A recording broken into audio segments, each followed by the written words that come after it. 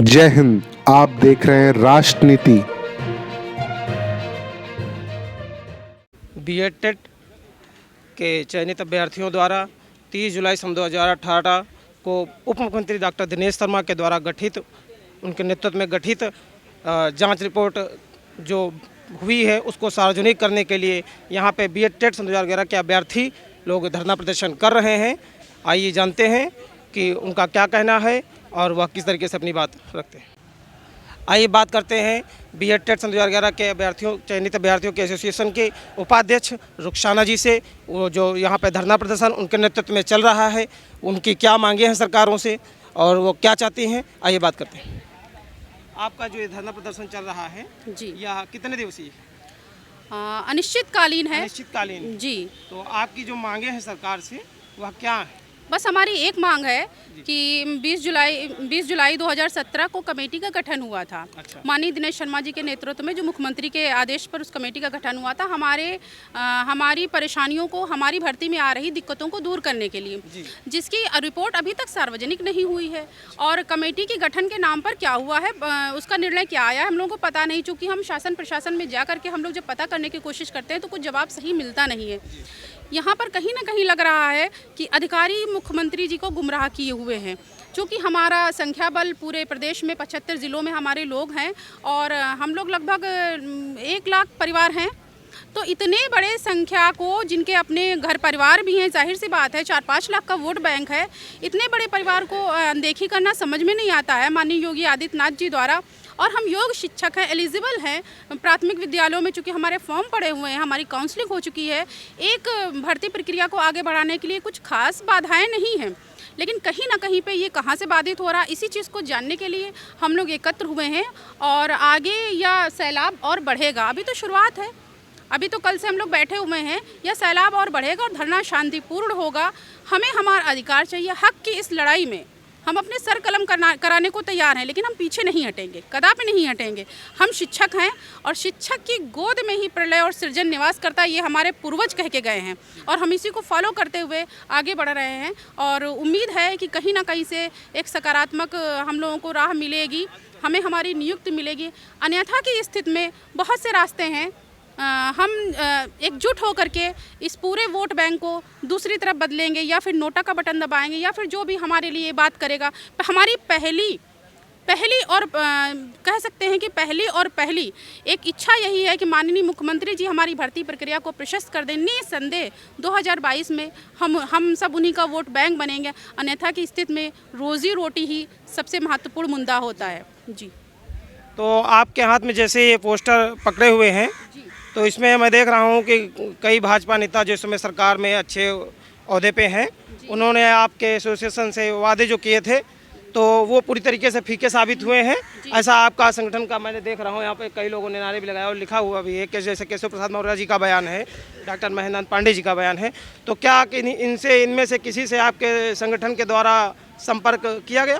कई बार मिले हैं हम लोग, बारंबार मिले हैं और मुझे यह कहने में कोई संकोच नहीं है कि भाजपा के ये नेता हमसे वादा करके वादा खिलाफी कर गए।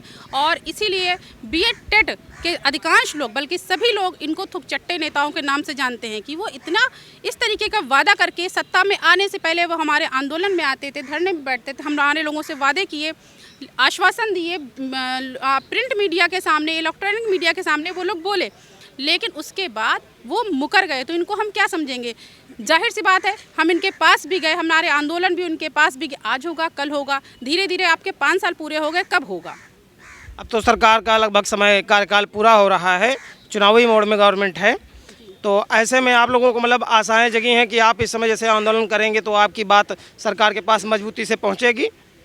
इसके बाद समय अनुकूल या प्रतिकूल की बात नहीं है। जिस दिन माननीय मुख्यमंत्री जी समझ गए और हमारे समस्त भाई बहनों को न्याय मिल गया, वही समय हमारे लिए अनुकूल हो गया। अन्यथा की स्थिति में हम लोग पिछले 5 वर्षों से हमारा उनकी सरकार में भी समय तो प्रतिकूल चल ही रहा। ये उनकी सरकार में कोई पहला आंदोलन नहीं है, इससे पहले भी आंदोलन हुए, लेकिन गुमराह करके यहाँ से हटाया गया। अब चूँकि सारे लोग जान चुके हैं कि कोई भी वादा जो कि लिखित नहीं होता है या उस पर कोई कार्रवाई नहीं हो रही है, तो वह सिर्फ गुमराह करके आंदोलन को समाप्त करने का ही, हमारे पास जीने मरने की स्थिति है। भूखे पेट तो भजन भी नहीं होता है।